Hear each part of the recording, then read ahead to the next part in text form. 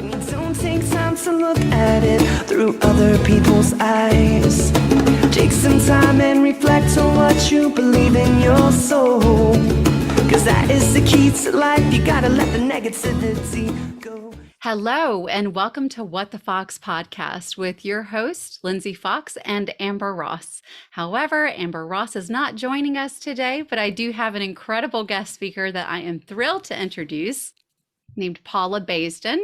And she is here today to share a very unique story. And we are so thrilled to have our listeners hear what she has to offer the world, frankly.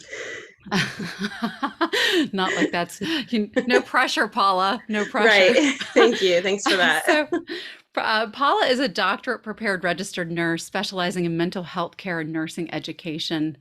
And this month we have been talking a lot about the theme, at least, of improvising, adapt, and overcome. And so we are really going to hone in on what that means to Paula and how that ties into her well, I was going to say actually your entire life theme, frankly, as well as like some future goals. But first, can you tell us, what else are you, Paula, beyond a nurse? Like, who else are you other than just a nurse, quote unquote, just? Exactly. So I've been a nurse for over a decade. And before that, I was in the United States Marine Corps. So I'm a veteran. I'm a mom and I'm a wife and I'm an artist and I'm a filmmaker. So while I was kind in of the a Marine badass, Corps, basically.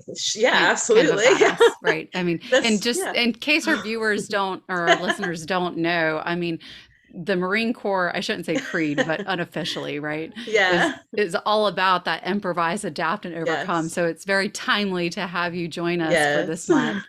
I definitely learned that in the Marine Corps and carried it with me through nursing. And I'm sure everybody has noticed lately how in nursing has to be our, motto. We just say we just get it done. It's kind of how we say the same thing, in nursing, especially most of my background in nursing is in mental health, but it spans different types of facilities, mental health in corrections or prisons, mental health in the ER, and mental health in private facilities. So a lot of acute care mostly. So definitely improvising, adapting, and overcoming every 30 seconds. Wow. So, honestly, my hats go off to you. Seriously. Thank you for your service, number one, to the United States in the Marine Corps. But also as you continue in this world of nursing, especially just surviving through this pandemic. Man, the nurses, doctors and beyond, to just y'all have been through hell and back and are still navigating it, but it's gotten a lot better since the beginning days of COVID. Definitely a lot better. So there's a lot to you, and we're gonna try to cram everything into like 45 minutes or so. So wish us luck, right? But there's an important part of your story where there's this underlying hobby or interest around writing. Yes. That you've had for a really long time. And it's kind of carried you through, like, frankly, childhood through adulthood to where you are today. Absolutely. Right. And so there's a big part of how you identify as well, beyond all of these other things. Yes. But you're also a screenwriter. Yes. And that is my dreams for as long as I can remember. I can remember clearly in 5th grade when they asked us to stand up and tell the class what we wanted to be when we grew up. I had to be a little dramatic and said, I don't want to. I'm going to be a writer for movies. I didn't know it was called screenwriter in 5th grade. Yes. You tell them, Paula. So I eventually did get there, multiple things happening just because of timing along the way. But I've always been writing my whole life. I have boxes of things that I wrote, because I started when it had to be in a notebook or on a typewriter. That's right. And I have floppy disks with stuff that I've written on them, and of course USBs. I was going to say to our younger audience here, do y'all know what floppy disks are? Right. Yeah. Wow. I mean, and honestly, writing is it really can be so cathartic, and And I think that's a big part of your Yes, story as well. So, absolutely. something that Amber, my co-host, always asks, she's like, Lindsey, how do you meet these random ass people that you bring onto the show? Hmm. So full disclosure, you're the first guest speaker that I've never met in In person. person. Yes. So, to kind of answer that question that Amber does typically ask, I do Yeah. want to share how we met. Yeah. Which is actually through our mutual friend and someone that you're actively working with. So I have a Yes. dear friend who is the owner and founder of Von Emmerich Productions, Mhm. which is a really a rising production company in North Yes. Carolina. It's listen, if y'all are not familiar with this production company, you're gonna be very familiar with it soon. Hmm. Chris Emmerich is the owner, and he has just kind of this production company just kind of taken off. So Yeah. anyway, he contacted me out of the blue. And we've been in touch over the years. I've known him forever. And he said, Lindsey, I am working with this woman named Paula, and we're working on a TV show with her, and you would absolutely love her. Y'all have like, the same kind of core values and mission and like what you're out to accomplish between the podcast and her show. Yep. Y'all have got to connect. So really, just so our audience understands, that is Yeah. what brought us together today. Hmm. Um, so before we kind of dive into the nitty gritty of like the behind the scenes aspect of just life and how Hmm. this show came about, can you just tell us a little bit, at least like the name of the show Yeah. and kind of like what the theme is of the show? We'll start there. Yes. So, okay. The show is called Out of Touch, and the theme is that everybody's kind of damaged in a great way, beautifully broken, so to speak. The whole point of it is to tell true stories of the experiences of mental health patients and the people who take care of them, because you can't make these stories up anyway. No. So it's the true stories that need to be told. And some people will say that it's been done, right? Mental health is gaining attention in the media and in fiction shows that people actually watch, but with very few exclusions, most of those are depicting it in a stigmatizing, stereotyping, negative Mhm. way, or just incorrectly because they're not hiring consultants and doing it, with people who Right. know the actual Right. truth. Yeah. And media has this history of basing themselves on themselves, like media based on media. So once somebody portrays a patient a certain way, they're going to keep doing that, Mhm. whether it's accurate or not. So one of the Yeah. main themes and the number one rule for everyone working on this production is no stereotyping or stigmatizing, not even as a joke, not even kind of sort of. And it's been a learning curve for some people, not that any of them would do it on purpose, but Of course. accidental stereotyping, Well, that's so just it, right? Is yeah, that that's the theme, is to entertain, right? educate, and advocate. Yes, I love it. Love it, love it, love it. I love that you're doing this series. And we will kind of get into some of this throughout today's Right. episode. But more than anything, we do want our listeners to stay tuned till the very end as well. We Yes. do want y'all to know that y'all could really make a difference in this show. Yes. We want to make sure that you guys really understand how, because ultimately the goal is to have this entire TV show independently funded, Yes. so that Paula and her team can remain Yep. true to the actual theme of this, right? Ensuring Yes. that the media doesn't kind of like, Mhm. sweep away with their own agenda and Right. stigmatize things, right? You want to keep this Exactly. true to the core, right? And telling Yes. these true stories for what they are. Hmm. And so that does mean that we need the public's help with funding this venture, Yeah. and it's a very important venture, no less. Mhm. Yeah, and people could, if you stay till the end, could learn how you could be in the show. So Ooh, I love that. I've got some people I can put you in touch with. I yeah. got some people that would love to jump in on that. Absolutely. Um, so before we dive into all of that, let's start with, where this all began, right? So when Yeah. we kind of think about stigmatizing and stuff and stereotypes and all of that, a lot of that starts in childhood. A lot of that starts through our adolescent and teen years. Sorry, apparently Siri had something to say about that. She said, I'm not sure I understand. Well, let's clarify for her. Yeah, thank you, Siri. We don't understand why stereotypes and stigmas exist either. So, with that, you grew up in a really interesting environment because you have a number of siblings. Can you tell us a little bit about that? Yeah, so I have 5 brothers and a younger sister, so I have 4 biological brothers and a kind of unofficially adopted, became part of the family brother, but 3 of them are five guys, and my sister had always been the biggest tomboy ever. So it's just like, a lot of toughness. Wow. I'm the only like non-athlete. Yeah, wow. A lot of toughness around, but they're great. I mean, I love my siblings. They're the coolest people I know. But growing up being kind of a girly girl in that house was a little difficult. Being a cheerleader, which we can talk about. The funny thing of going from cheerleading to the Marine Corps. Yeah, we can talk about that too. But being that kind of person, it was different. There was a lot of the chip on the shoulder feeling, like proving yourself, and then I couldn't escape that for a long time. So yeah, it's very interesting. I bet, especially 5 older brothers. I'd be scared to date, frankly. Probably be ruining it for you. I was such a nerd. I wasn't really interested in dating when I was young.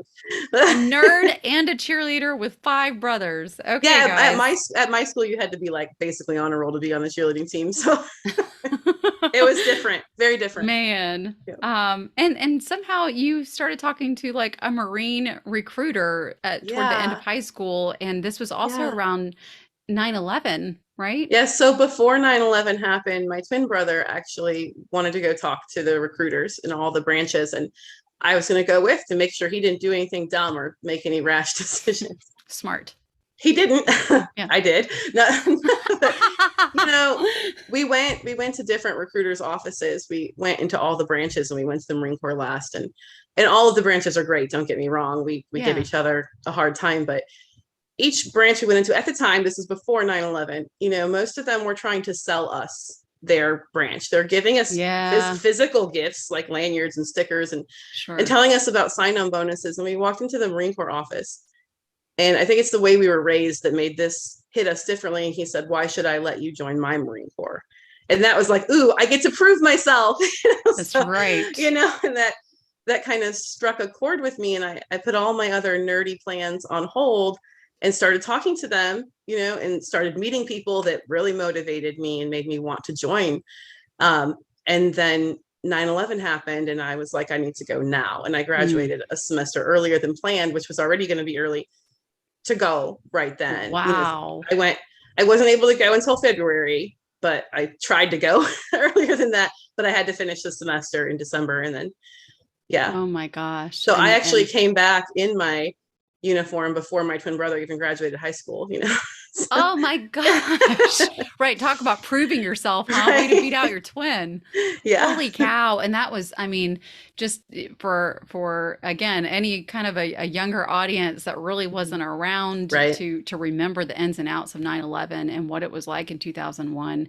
And even just the beginning of that war as a whole, the fact that you were out there in literally the front lines, at least like Marine Corps, right? Y'all are like front line individuals, but especially during, I think about 2002, 3, and 2004, 2005, those were really, really, really rough years.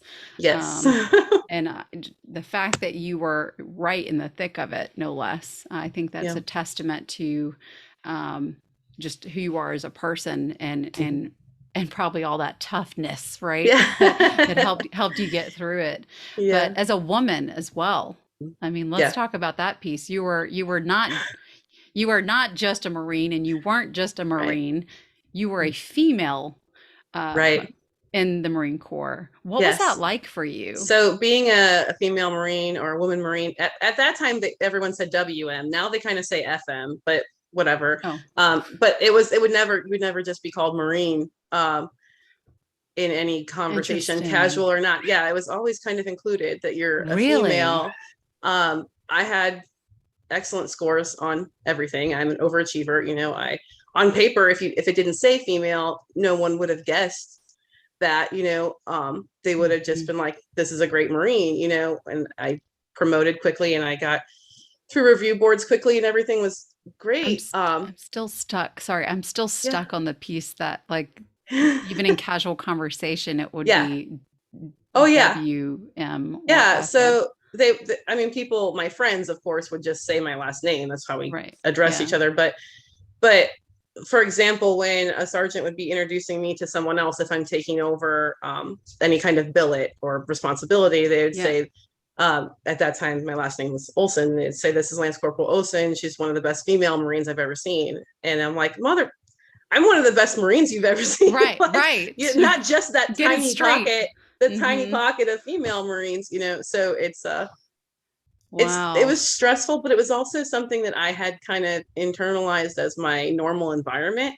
You Mhm. know, having brothers, it was Sure. never just another person doing what my brothers had done. It was that, oh my gosh, the sister is doing it, the girl is Mhm. doing it, you know. Yep. And it was just kind of carried over right into the Marine Corps. And it was so ingrained in me as how things are, that it built up to become a really big hole in my gut before I ever really thought about it not being okay, like consciously. Wow. Right, because Yeah. that's kind of what what happens with Yeah. lifelong conditioning, right? Is that Right. Exactly. with that lifelong conditioning, we're not really trained to think about it because Right. it's just so normal to who we are and how we've been told to be and Yep. what our place is in the world.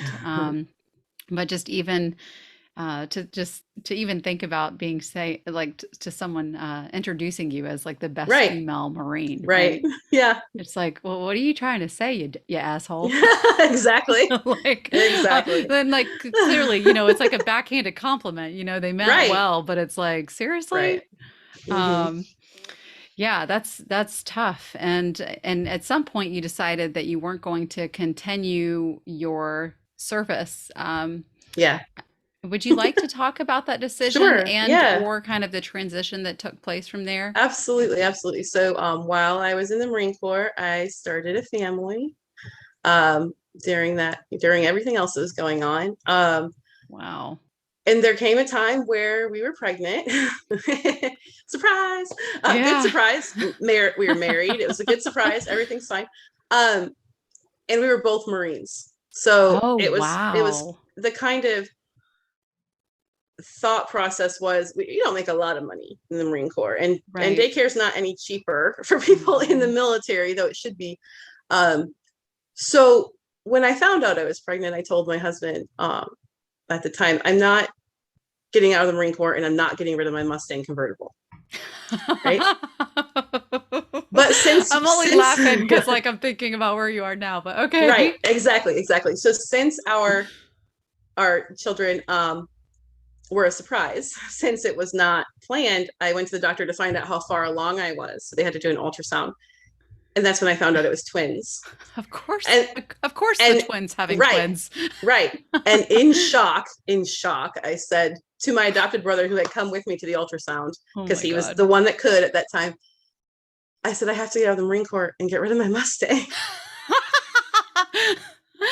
Yeah. You Sorry, cannot Paula. put two car seats in the back seat of a Mustang convertible. Won't Oh, work. so blame the twins. Blame the twins. If it was just Yes. one, maybe not, but because Right. it was Yeah. two, you got screwed. Yeah. But it all worked out. Obviously, Yeah, everything has happened for a absolutely. reason. But yeah, Beautiful that is one. gifts, right? Yes. Yes. Absolutely. That's what I tell them. The best surprise of my life. And they were born on Mother's Day. So perfect. Oh, wow. Yeah. What a special gift. I mean, Yeah. truly, Mhm. after being just a female Marine and all. Right. Yeah. Um, so Mhm. from there, you went on to carry on with life and being the purpose-driven person that you are. You were clearly going to school and educating and all Yeah. the things amidst all these other things that you were doing. So Yeah. can you share what were you studying at that time and Sure. what was the end goal? Was there an end goal? Yeah. So before the Marine Corps, before 9/11, all of that, I wanted to be a psychiatrist, a physician, but I wanted to be an emergency psychiatrist, like something I had seen on TV. Oh my God. Sorry. So people can't see Yeah. my eyes. My eyes just got big because I'm Yeah. thinking like, are you crazy? Yeah. That's what Just- I wanted to do. So that got put on hold, obviously. It's a So stressful job when I right got there. out, yeah, when I got out, I told my husband at the time, I'm going to go to school. Obviously, I'm going to stay home and take care of these babies, but I'm going to be going to school while I'm doing it. And so as they get bigger, I can work and have a purpose besides parenting, at some point. And so that's what I did. I had started studying psychology while I was in the Marine Corps because it's the most interesting thing to me, why humans do what we do. Mm-hmm. And so when I got out, I was so naive about how real school worked, because I had done the military. When you want to go to school, they hand it to you, they make it very easy, or they did when I was in. So I literally, it's funny because I work in academia now. So this cracks me up that I thought to do this. I called the dean of the School of Nursing, literally called directly to the dean's office for the School of Nursing at the school I went to, and asked her if I could be in their accelerated program because I already had, studied psychology. And she laughed at me. She was super sweet. She is a good friend and one of the sweetest people I've ever met, thankfully, because that could have went really badly. But she's like, you were just showing that you're motivated. That's all. Yeah. She said, tell me about yourself. And I told her I was getting out of the Marine Corps and I needed something. I needed to get something done. I couldn't not have a purpose. And so lucky for me, she had a son who had just graduated Marine Corps boot camp and a husband who was a 20-year Marine. And she's like, you're in. And I'm like, so now I'm like, that's totally not how that works. But it worked that way for me. Right. A lot of things in my life just happened the way they were supposed to happen. So I did this really fast 14-month bachelor's in nursing program. It was holy cow, really intense. And became a nurse. A severe understatement, by the way. 14 months. That makes your head spin just thinking about it. It was a lot. And have to give a shout out to my baby sister, because without her taking care of my babies while I did that, it wouldn't have been possible. But I mean, it's incredible that you're able to do that. But I think that you are touching on something that probably is something many people can relate to, just hearing you talk about this, right? Is that because now we're talking about different roles of just who you were and your identity as a service member, right? And then transitioning out. That's a huge topic that I'm very passionate about supporting our military. And I just finished that 18-hour PTSD conference through Harvard Medical School like yesterday, and I'm kind of exhausted from it. But there was a lot of talk around veterans and how to support our veterans. But a big part of that conversation, of course, is our identity construction, and then who am I after I get out? But then in your case, the fact that you also, as a woman, had 2 children, there's a lot that goes into motherhood, and then who am I outside of motherhood? So you were juggling a lot, not to mention throwing yourself back into school like that. So I had to go from something with structure to something with structure. And the structure of the Marine Corps is very different from the structure of nursing, but there is structure. There are guidelines to refer to. There are rules. I'm a rule person, and so it came very naturally, but also didn't, because thinking that I wanted to be a physician, I went to do my research and went and shadowed a physician, in the ER, and he got kind of butthurt at the end of the 12-hour shift when I told him his job was really boring, and he's like, "Excuse me, this is the ER. It's not going to get more exciting." I said, "Well, no, I'm a Marine. Thing, sorry, this shit's boring." Well, it's not even that. The whole thing, the whole experience was exciting, but what he did, his role in it, of course, was not. And he's like, "Well, what is it that you thought I would be doing?" And of course, I at that time was like, "Well, on TV, doctors are starting IVs, doctors are doing CPR, doctors are holding the hand of patients." And he's like, "Honey, you want to be a nurse?" It was like, ding, ding, ding. Yeah, that's it. So that was your light bulb moment. And it was like the next day that I called the dean. So, Wow. That is so funny too, because to your point, you're right. That's the way, you watch Grey's Anatomy or whatever. It's like, that is what you see and you would think from it. But two, not to mention, again, your exposure and being in the Marine Corps, there with that level of structure and discipline and how you are trained, a 12-hour shift when you're not as hands-on probably was boring based off of the extensive training you'd already been subjected to. Yeah, I was like, dude, you intubated one person. The rest of the time we were on the computer. Yeah, Which is that also dance. funny. It is funny that that was the thing that stuck out to me then, because now nurses were on the computer all the time. But That that's a damn whole clinical. other story. I would love to get into some of that too in this Yeah, conversation. As someone who spends hours on end doing clinical documentation, it's going to be the exactly. death of me. Exactly. Hmm. So that was actually a pretty interesting time for you to say, all right, Yeah. this is what I want to do. I want to be a Yeah. nurse. But, on that, you mentioned some aspect of, so you became an ER nurse, is that correct? Yes. At first, I was an ER nurse. I knew I wanted psych. I couldn't get into psych immediately at the time. But there's a lot of psych in the ER, and Oh, yes, I learned that absolutely. firsthand in nursing school when I was doing my clinical hours. So, and I love emergent acute psych. So that it was perfect because no one else in the ER likes psych. So, Hmm. they give me Well, all the psych it's patients. incredibly stressful if you are not adequately prepared to take Oh on that yeah, stuff. That's why my eyes got absolutely. so big earlier when you said, Yeah. thinking when I grow up, I want to be an ER, Yeah. an ER physician. Hmm. Because really that's not, whenever you're in the thick of it, Right. that's a very stressful job. Yeah. Because you're seeing a lot of people on their worst days, on the worst days of their life, or Absolutely. their family members who are trying to cope with it as Mhm. well. So, um, something that you had mentioned whenever we were kind of doing the prep aspect, and by prep we do very little prep for these Yeah. episodes. But something that had jumped out at me was this theme that again was very evident with your experience within the Marine Corps, but also as a nurse, is like this feeling that you had to work twice as hard to get Yeah. recognition. Yeah, I mean that starts in childhood too, and it's not to say anything malicious about anyone specific, No. but it feels often for somebody with so many brothers, for one thing, and then someone in a male-dominated field like the military.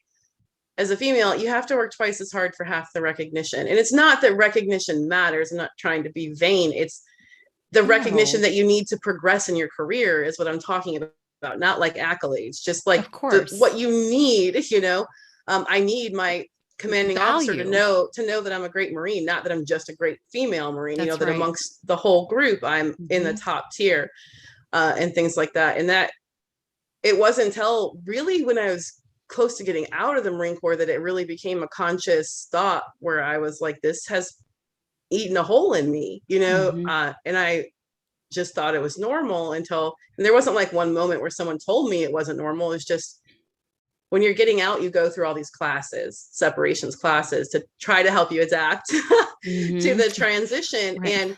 And one of the speeches given was like talking about how difficult it's going to be to deal with a specific issue that is when you tell somebody to do something, they might not do it immediately. And I was like, well, I already deal with that because I'm a chick. And these guys are like, yeah, I'll get to it. And Yeah. then my head was like, oh, that's not right. I should be in that bucket The that she's talking irony. about. Yeah. So, Wow. Because you're thinking, yeah, I've been dealing with this shit for a right. hot minute, my whole life. Yeah. So what do I'm you like, mean you wait, have to get wait, used to it? people jump when you guys say go. Yeah. Yeah. No, sorry, that's just a gender issue Yeah. right there. Like, yeah. That's funny, Yeah. but not funny, right? I mean, it's Right. just like Yeah. it's a sad reality, frankly. But Yeah. to think that there has to be, um, Yeah. to think there are classes to help prepare people through that, and you're sitting there Right. saying, yeah. Yeah. Um, but also another piece of this is the fact that because you wanted to work in emergency mental health, Mhm. um, you had kind of labeled this as sort of like the unwanted chore, or like Yeah. a burden, so to speak, that a lot of people, in Mhm. terms of stigmatizing and stereotypes. Because Yeah. again, like I said, my eyes got really big whenever I was like, "Wow, you wanted to do Yeah. that at a young Yeah. age," like because there is a lot of stigma around this idea of Mhm. taking on that kind of position. I wonder if you can Absolutely. say more about that, just across a few different levels, whatever you're comfortable with, but as Sure. it pertains to um, the support that you get within the workplace, right, within a Hmm. hospital setting around that position, Right. the support that you might get financially whenever it comes to funding, I know, right? That's a laughable joke, isn't it? Well, because you already know the answer to that. Oh, but I would love to hear your take on it, because our Yeah. listeners have heard me kind of gripe about some of this Yeah. stuff for a little bit, but I do think there's a lot of value in having our audience hear an alternative perspective, for a lot Absolutely. of reasons, because I think this ties in nicely in terms of ultimately what this TV show Out of Yes. Touch is all Mhm. about. Especially, I love that Yes. name, by the way. I love that name. So can you Yeah. can you say a little bit about, Yeah. how out of touch are people with the mental health aspect and this like Yeah. unwanted child, so to speak? That's exactly what we are. Mental health in general, as a part of healthcare, is still the redheaded stepchild. We can keep putting out little pretty messages all we want to and saying we care about mental health, but we're not doing anything. We're Right. saying pretty things, but we're not changing anything, because the same budget that didn't get approved in 2016 for mental health units didn't get approved this year. When a hospital So it gets, didn't matter what administration was in office. Is that what I'm hearing you no, say? exactly. Interesting. The Interesting. priorities of, which a whole other, interview about privatized healthcare. The priorities of privatized healthcare aren't suited for mental health, right? We're not going to Right. get paid for a lot of our patients, Mm-hmm. period. Yeah. We don't have a lot. We have a couple now. We don't have a lot of fancy procedures that can bring in the money from insurance or otherwise, like Right. other specialties do. And the people, what it really comes down to, the people who are making decisions about where the money goes, they don't understand. That's right. They don't understand the importance of budgeting mental health the way that they budget cardiology and neurology. Mm-hmm. And in fact, mental health and neurology should be in one pocket, really. So we should have more money. But, I love that you just said this, because I was just listening to a TED Talk recently, and it was all about basically this idea of like all these different medical conditions and how normalized it is to like, hey, when you're thinking about different medical conditions, it's very okay and acceptable, at least through insurance company, to get a brain scan, for instance. Right. To get a brain scan makes sense of maybe you have a brain tumor, or maybe like there's some behaviors that could align with that. But it's so fascinating to me, why in the world of mental health, right? We have all these medications that we're willing to do trial and error on, right? But somehow, some way, we don't see the approval process of like brain scans to see how people with mental health conditions are doing. Yeah, so the money isn't there for the Baffling. research. The money isn't there for the research. We've gone a long way in the last 10 years in research and mental health and in practice, but not as far as we could have gone if we had the budget for the research to improve practice. And it's the decision makers, and the decision makers are only influenced by money or huge crowds, which is what this show is about. It's about expanding the message to bigger audiences so that more people are educated and understand the needs, so that more people will stand up and say something so that change can happen. Because me yelling and shouting means nothing. And I yell and shout directly at senators. Oh, I bet you do. Especially in my state, North Carolina, they all know me. And I send them very long research-based, documents. But that's only going to go so far, because I could honestly, just the way the system works, I could convince every senator to agree with me. But if the masses don't agree with me, they're not going to do what we agree on. So. Yeah, I mean, we've seen this a lot during the just, I think about 2020 with all the Black Lives Matters protests, for instance, right? I mean, a lot of people said, listen, we've been protesting our entire lives, but because we've been quiet, no one's listened. Right? Because we've been peaceful, no one's listened. So it's just, it's to your point, sometimes it does have to come through the masses and in really big, huge ways. And sometimes, at least in today's society and how we, like if we think about how people learn today, it's usually through binging on Netflix. It is entertainment. Entertainment drives education, which makes perfect sense for someone who studied the brain. That makes a lot of sense. As a nurse educator for going on 8 years, I use entertainment to teach. Students will say my class is the most fun. It's just that really stealthy. Like I throw teaching into there. They don't even know they're learning because they're having fun. Those So subliminal messages that yeah, you're planting in their right. brains. Yeah. So I mean, but So you're that's good at how, what you do, in my right. eyes. Well, I just got an award that says I am. So that's very Oh, exciting. well, Yes. wonderful. Yeah. Congratulations. Yeah, a nursing education award. But yeah, so we learn better, we retain information better when we're engaged. Engagement Go usually comes figure. from entertainment, right? The same processing center in the brain. And that's the idea behind making this into a show. Like I can go stand on the corner and yell at everybody about mental health and the inadequate care that exists Right. worldwide. But if I put it in a show with characters that they're going to love, it's going to work better. Yep. So Yeah. Yeah, that's I the think there's a lot idea. of truth to that. And two, you know, when we think about even the monetary funding of mental health care as well, Right. that education piece is huge because the people that are doling out the dollars, they don't Right. necessarily Right. know what they're doling out the money for. I mean, I think about, you mentioned the state of North Carolina. I remember just in the last couple months, which there's a massive controversy around this that somehow keeps getting silenced. It's amazing how that happens. Shocking, right? Right. But I cannot remember the dollar amount. I want to say $10 million. I'm not certain. It was an astronomical dollar amount. I want to say it was 10 million that was going toward a church, I think in Robeson. Is Robeson a county, maybe? I don't I think know. so. But there was some kind of church that said that they would create drug rehabilitation center with that $10 Okay. million.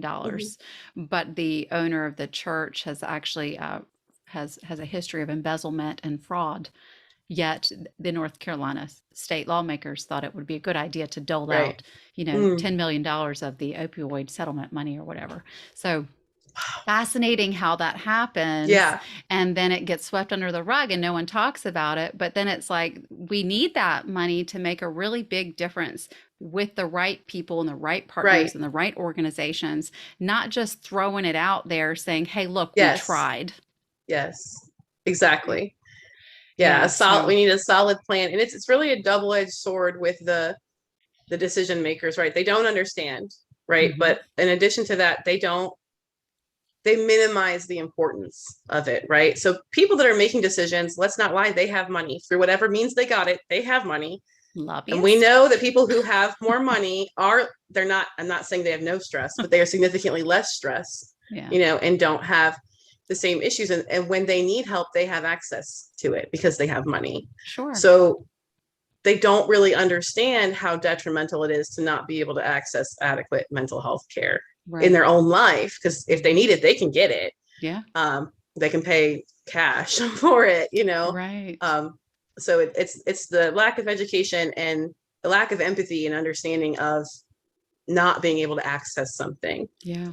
No, oh, I absolutely agree. And I think, you know, something I've seen just from living between two different states, North Carolina and Massachusetts, Right. in the back, I've been going back and forth now for a little while, but it's been fascinating for me to see the drastic differences in terms of the healthcare aspect of Yeah. things, because Mhm. you know, frankly, I have been very privileged to live in the state of Massachusetts and be a resident of Massachusetts and see how Mass Health, Right. um, which is Medicaid, how that Mhm. it's a tremendous program that helps many, Right. many, many people across the entire state. But then to Mhm. come to North Carolina and ask questions and ask people like, well, you Right. know, what offerings are there here? Mhm. It is like, you know, you think about a totem pole here, like these people are just like completely Mhm. dismissed.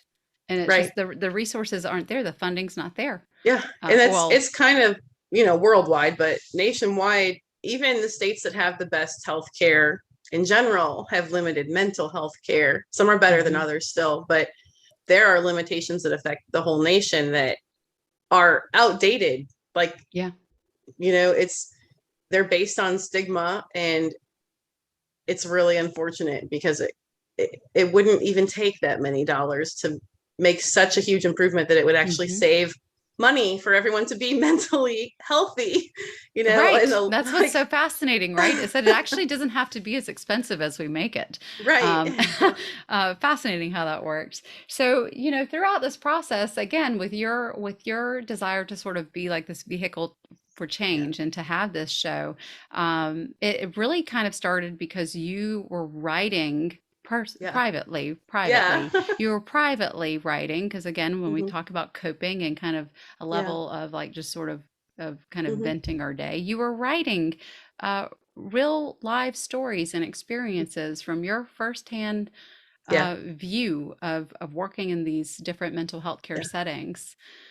Can you share a little bit Yeah. about how this came about, and whether or not, I know that there's also a personal health piece to this as Yeah. well, but Mhm. however you want to loop this in, can you share that with our audience? Yeah, so I always wanted to be a writer, and at first as a kid, you don't really know why you want to be what you want to be. I liked writing stories. I didn't understand that it was a coping skill at that Mm-hmm. time, that that's what I was doing.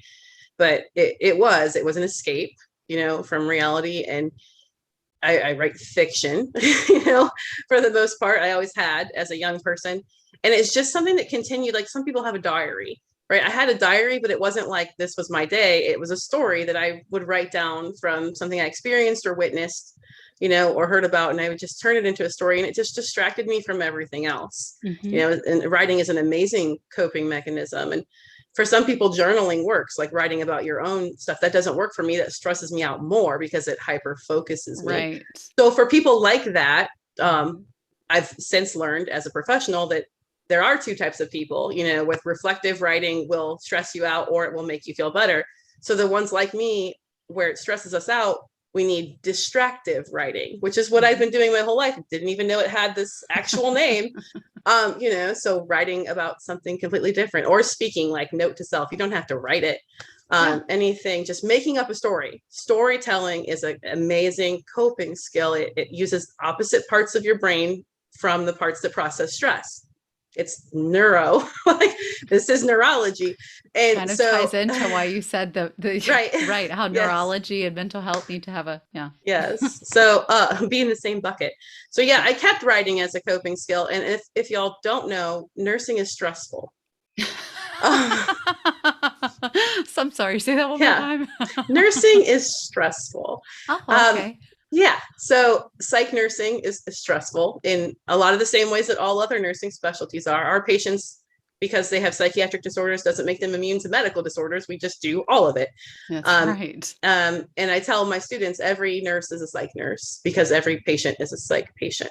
So we're all psych patients. I mean, listen, it's true, which Yeah. is why there should be very little stigma to go around it, frankly, Right. because You we're would all think. in need. Yeah. We're all in need. Right. So, I was in psych. In the specialty itself, you're surrounded by psych patients. Is the difference. It's to a much further extent, Of course. that you're doing the psych. And so I kind of combined distractive writing and reflective writing into one coping skill at that point, because I would write the stories of my patients. It's really hard to see other people struggle, especially when red tape and politics and bullshit in nursing and healthcare restrict you from giving the kind of care you want to give, which is what is the stressful part. Most nurses love being nurses. We love the patient care, no matter how pain in the butt our patients are. Yep. We love taking care of them and being, giving solutions. Absolutely. But it's the pull from the other side, the admin crap, that makes us hate it. And I was really struggling with, girl. Right. I can relate. Yes. Yeah. I was really struggling with that for a while in mental health nursing, and especially when I went into management. And so I would write these stories of the actual patients with different names and everything, and my crew, because all of us have damage too, So I would just write these stories and give them happy endings as a coping skill. And it was very, very helpful to kind of just rewrite the narrative and make it like, if the admin said, no, we can't have money for new safety doors so that patients can't hang themselves on the doors, I would write that they did give us the money, that's how it started. And when I mentioned it to one of my coworkers, she's like, dude, that's like something I would watch on TV. And my brain went, oh, yes. Okay. Yes. But that's 8 years ago now. So I started writing them at that time, more like stories, and a lot more of the truth, not changing it to happy endings if there wasn't a happy ending. And people need to know the truth, frankly, right? People need to know the truth. That was my thought, like putting together the fact that this needs to be known, and this is how people learn.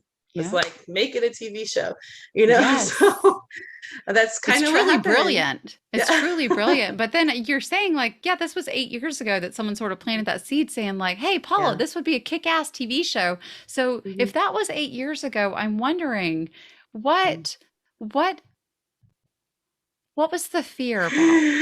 Yeah. What was stopping you? You know, what So, has been stopping you, I guess, up until this yeah. point of like basically, right? That marine part Yeah. of you, right? That Mhm. improvise, adapt, overcome. Some Yeah. part of that kick into gear eventually in the story. But what Yes. was holding you back before then? So I'm fear. As someone who's always, like we said before, been in a situation where it's normal to feel like you have to work twice as hard to get half the recognition. And it's normal to have your experience or accomplishments belittled because of your gender or your age or whatever. Mm-hmm. It's really hard to put something out there that you put so much of yourself into Yeah. and be like, go ahead and judge me, you know. And my Freaking students, vulnerable. my students will be shocked to hear that I was afraid of anything, because, you know, they're like, you're the most outspoken person. And I am, when I'm advocating for someone else.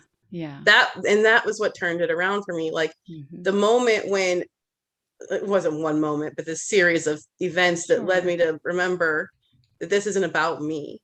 Mm-hmm. It's my story, but it's not my story. It's the Yeah. story of hundreds of different people that needs to be told to make the world better. And Mm-hmm. if I kept telling myself, if I had time to make it good enough, I could put it out there, I could be brave, and I could help these people. And then in 2016, I got some time handed to me.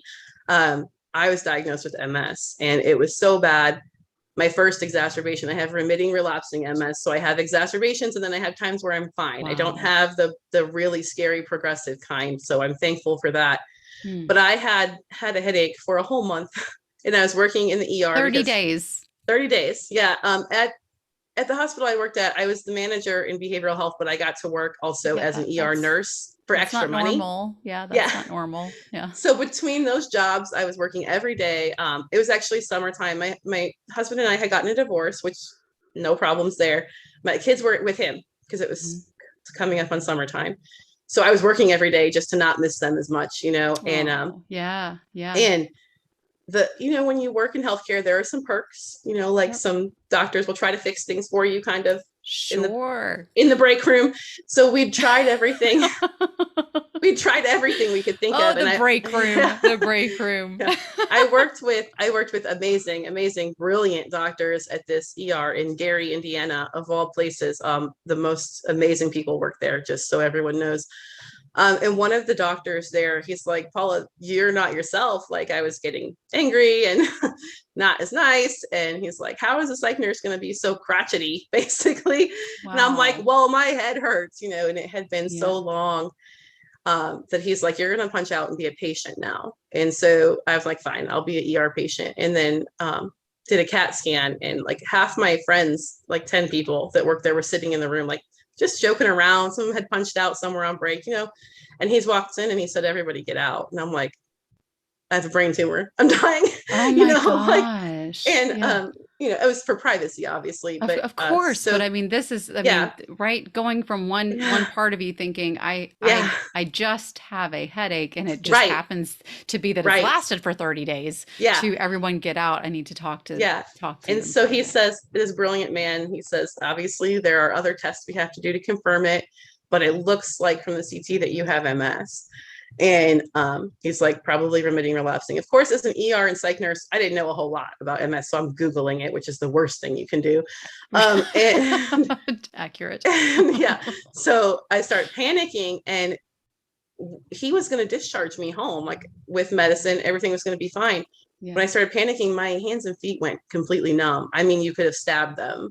Numb. And he's like, so here's what's happening. Like, this stress, this overwhelming stress, is not like I hadn't been stressed. This overwhelming stress is causing the exacerbation to be worse. And now you have to be admitted to the hospital. And I spent over a week in the hospital. And I'm not good at sitting still at all. And so, you know, after the first day and some medicine and taking a minute to breathe, and everyone telling me, stop thinking about anything or anyone else, like just relax. And I started to feel a little better. My right side functioning came back, you know, and, you know, I had my husband, my second husband, my current husband at the time, he brought me like my computer and stuff. And so I just started typing out the stories like as a script.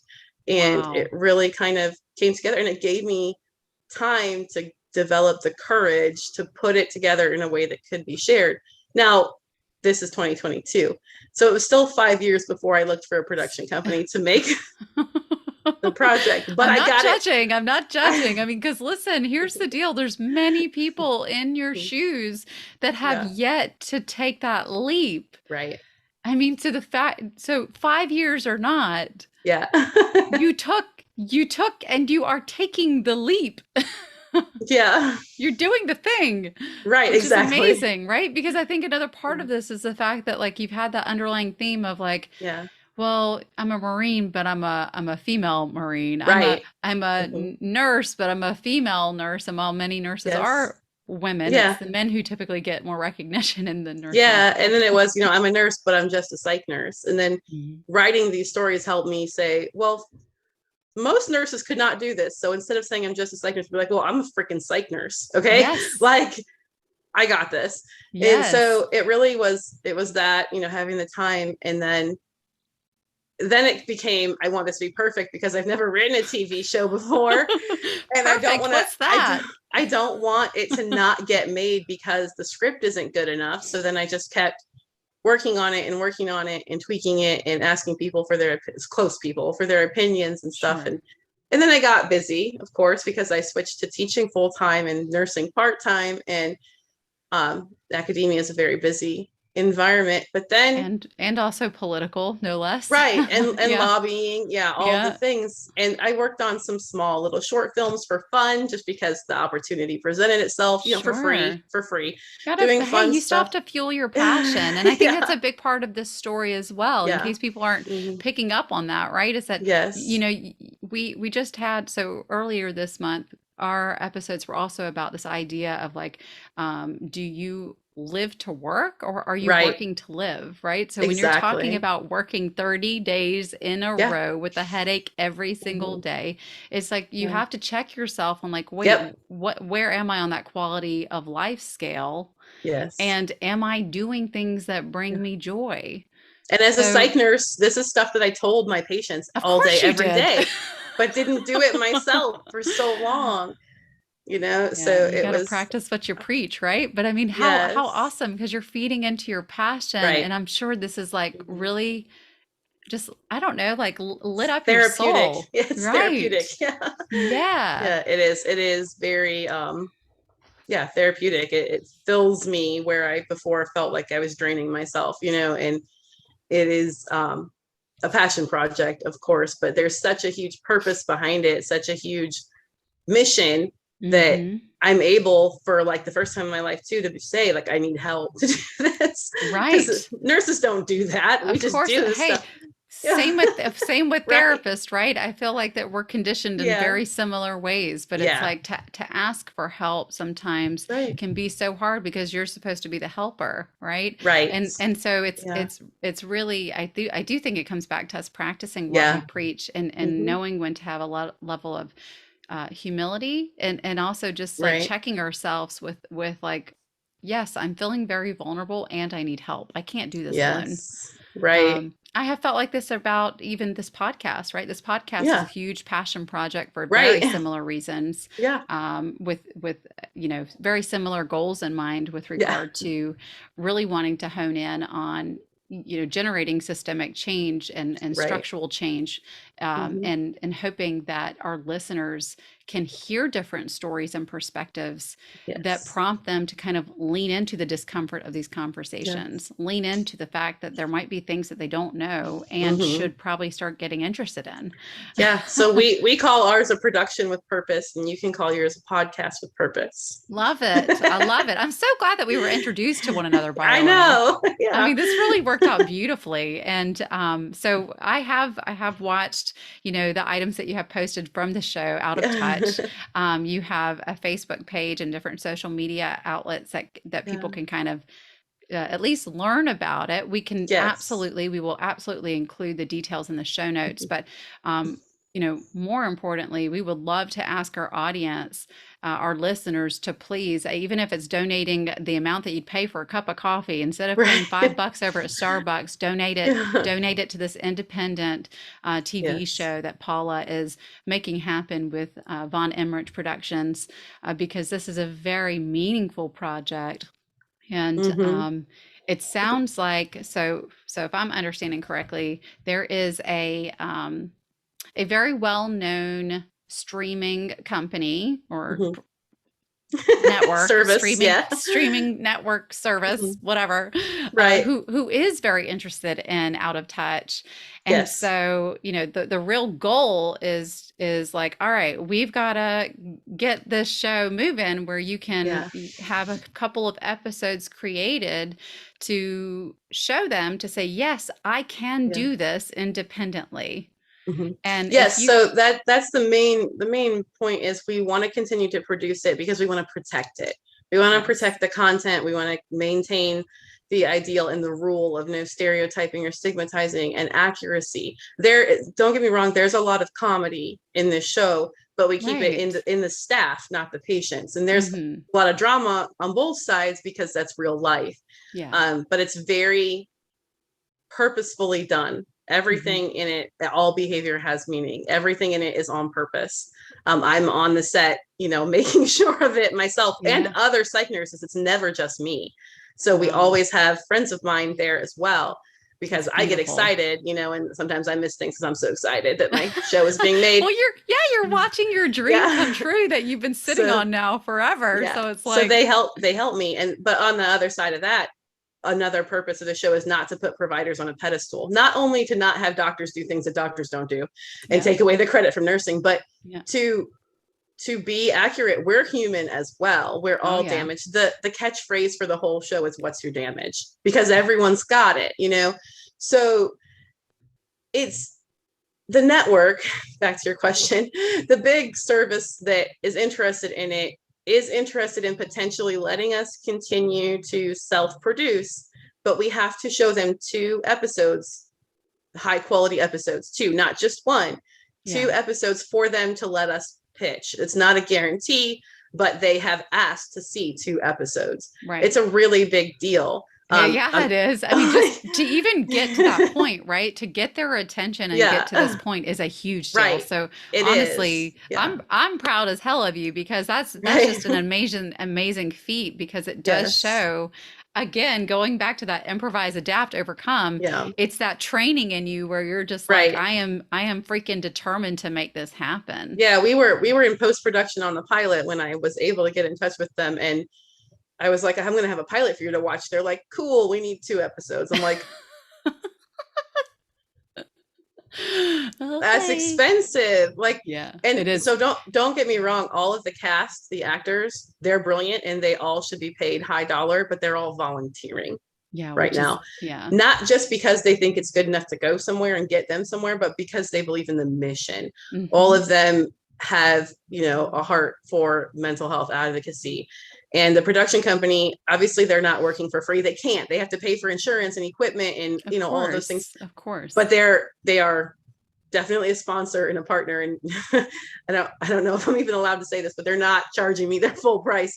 They are definitely, which is generous. Incredible. Which is incredible. Yes. Yeah. And just to kind of get an idea then about how much left do y'all need to raise at least to get to that point of episode 2 finished? So for episode 2, it's going to cost. Are we thinking like $5,000 ish, 10 well, grand? It's going to cost about $10,000 more than I've already spent.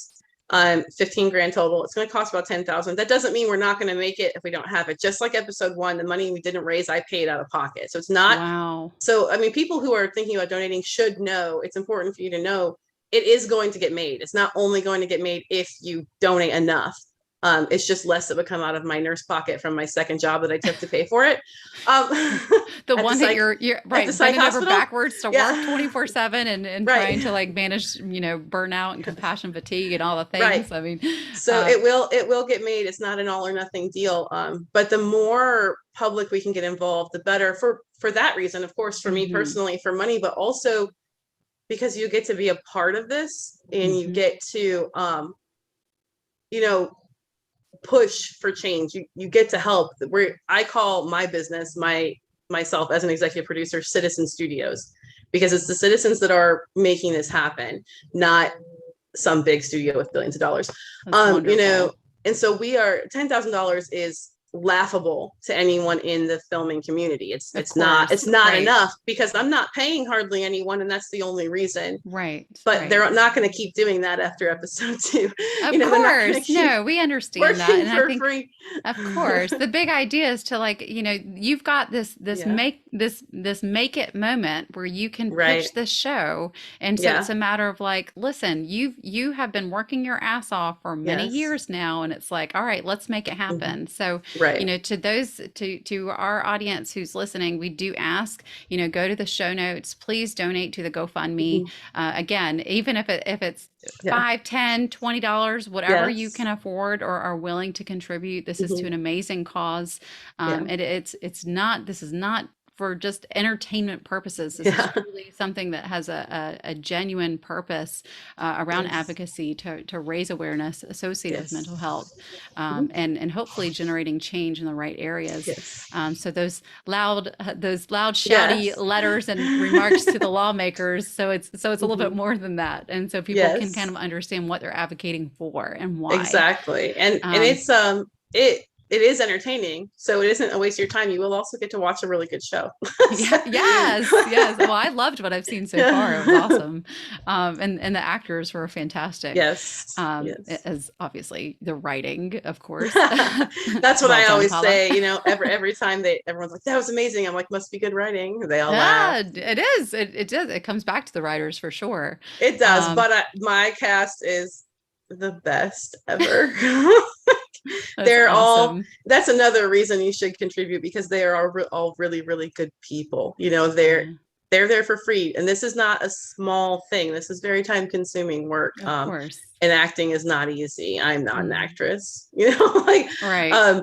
It really isn't. You're talking about 8 to 18 hour days. We're not on purpose, not 18 on purpose, but really long days because of people's availability, because again, they're doing it for free. And it takes episode 2, it's going to be like 7 full days of filming total. We've already started filming, so we've already filmed like 35% of episode 2. Some really fun parts, so it's happening. It's happening. Yes. I'm glad that you spoke to that too. Yeah. But also I think another, just as we wrap up, I think it's important to bring this story full circle, because at the beginning of this conversation today, I introduced you as a doctorate prepared registered nurse and an educator, right? And like a big thing that you had said to me at the beginning was just like, I am more than that, Lindsey. Yeah. And so I'm wondering if you can just sort of round out, like, what is your takeaway message for our listeners? What do you want them to take away in terms of the main theme that you want to bring to light? So other than obviously support the show, don't pigeonhole yourself. I mean, people can say self-care all day, but without explaining anything about what that means, it doesn't matter. And self-care includes not putting yourself in a silo and saying that you're just one thing. Don't even use the word just or only or any limiting words on what you do or who you are. Let yourself fully do the things you need to do in one capacity or another, and be who you need to be. Don't say, I can't be a writer because I'm a nurse. That's ridiculous, and things like that. That is the takeaway message. I'm just a psych nurse, right? Right. I mean, it's like, no, I am a psych nurse. That's damn it. Right. That is right. Own it, Yes. and take the power from it. That's right. A big part. Yeah. And you have also articulated so nicely that we are a beautiful collage of so many things. We are not just this one label. We are not Yeah. just this one Yeah. thing. We are so much more than that. We are a beautiful Yeah. collage of all kinds of things, and we are more than our labels, which I think is a huge Yes. takeaway with regard to mental health as well. Yes. You may have depression, you may have anxiety, you may have bipolar disorder, but you are not your Mhm. label. You are not your label. Right. And I think that's also a huge piece of Mhm. just the takeaway as a whole for mental health Right. providers. I think that's a Mhm. huge, anyone in the advocacy space Yeah. can appreciate that you are more than your label, and we want to make sure that these Yes. stories are heard, seen, Mhm. and Yes. felt, so that it can generate Yes. change. So Paula, thank you so much for joining us today. It has just been a complete pleasure to have you on the show. So thank you so much. The last thing, because I promised at the beginning, was that you could find out how to be on the show. That's So right. donating to the Tell us. GoFundMe, if you donate $20 or more, for one thing, you get a pretty little signed cast photo digitally sent to you. But it's not listed in the GoFundMe because it's going to be part of a big campaign for the rest of the season. But bigger donations that you can message me about can get you on the show, either crew or cast, or just shadowing if you want to be on set for a whole day. So we actually have a specific perk that is kind of secret until right now, but it'll be coming out next month. But we can do it right now. We can do it right now. Yeah, and even if they want to reference What the Fox, Yes. right? If you want to have a little secret Exactly. code thing, right? Yes. Reference So- What the Fox podcast, and so Paula will your- hook you up. your WTF little promo is, if you donate $1,000, it's a lot of money. It's an entire day on set, and we can work that multiple different ways. You can shadow myself as the assistant director. You can shadow the director. You can be on crew as a production assistant, though you'd probably rather shadow if you're paying that much money, because we'll make you work really hard if you're a PA. Or you could have a role in the show. Now, if you want to be on episode 2, you would have to make this donation very, very soon. We do have That's a couple right. of roles that we are casting for mental health patients in the show that will be featured, which you would be coached on how to do. So it's like an acting class and a role all in one, and it will probably be a 10-hour day that you're paying to work. Right. Well, that's actually quite typical in the world of all of this. So I mean, I know people who are listening who are not familiar with the whole world of acting, and I've been very blessed to have a number of people in that industry as part of my life coaching business, and this is actually quite normal. Believe it or not, folks. I mean, people will pay for these opportunities because it's great resume builder, especially when you know that there's a network looking at this show and saying, "Hey, we want you." So. Anyhow, I feel like we've definitely made it very clear. Yes. This is a valuable show, and we do hope that you donate. And thank you so much for sharing your story and being vulnerable. Of course. Letting it all be seen and heard. Yes, awesome. Thank you so much for having me. This is super exciting. Absolutely. Yeah. Thanks, Paula. All right, guys, we will see you next Tuesday. And we all sing, everything is gonna be just fine. It's gonna fall into place. The sun is gonna set on your terrible day.